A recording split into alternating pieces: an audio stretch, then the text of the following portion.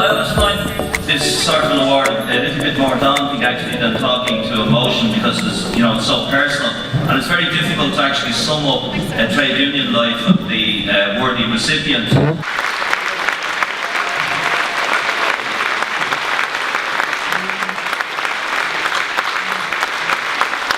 It hasn't always been a pleasure doing the job I've done for this union, but it has always been my privilege. Thank you very much. Delegates, I think I have said everything at this stage that I needed to say in the 9 years that I was on the Central Executive of Impact and the National Executive of Fórsa, except for one or two things.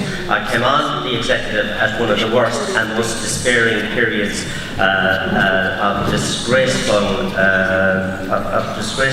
actions taken against civil and public servants, probably in the history of the state, and I suppose there was ups and downs. It has been a great journey with great like-minded people, and Tom referenced trade and Michael Davitt. Michael Davitt said, when he was in his dying words, he said, "To my friends I leave kind thoughts, and to my enemies the fullest possible forgiveness." And certainly to all of the people in the trade union, and I mean all of them, I leave kind thoughts. But there are some people that I will never forgive what happened in this country.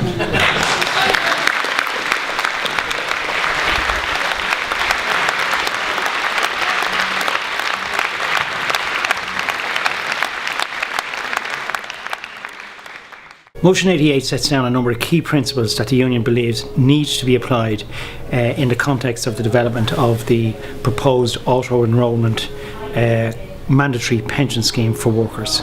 What we've sought to do is to say, yes, we welcome the development of such a system. It will be of benefit to huge numbers of workers. 60% of workers, for example, in the private sector, including workers in Fórsa, in the community and voluntary sectors, have no pension cover.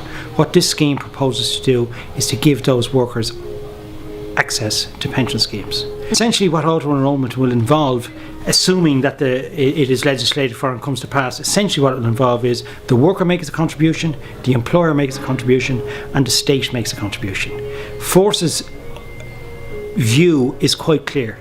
Whatever the worker pays, the employer should pay twice that amount. So that's a key issue for us in terms of what the employer should pay.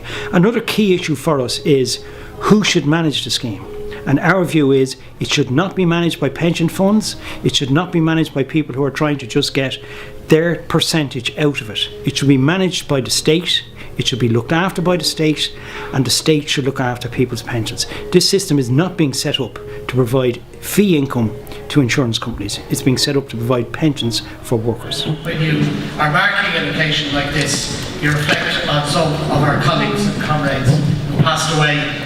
And you might have seen on some of the e-bulletins that we lost a very fine colleague very recently. Tony Mitchell was a member of our National Health and Welfare Division Executive. He was the chair of our Dublin Care Services branch. That executive also lost a colleague, the recent times named Hackett, from the Laois branch. We also reflect on the fact that some members of this union involved in the Coast Guard, search and rescue, helicopter, tragically lost their lives in the working environment. And obviously there are members of the union who passed away that wouldn't have been prominent but would be known to you. We thought it would be appropriate and fitting that we'd have a short moment of silence in memory of those comrades and colleagues of ours who passed away in recent times.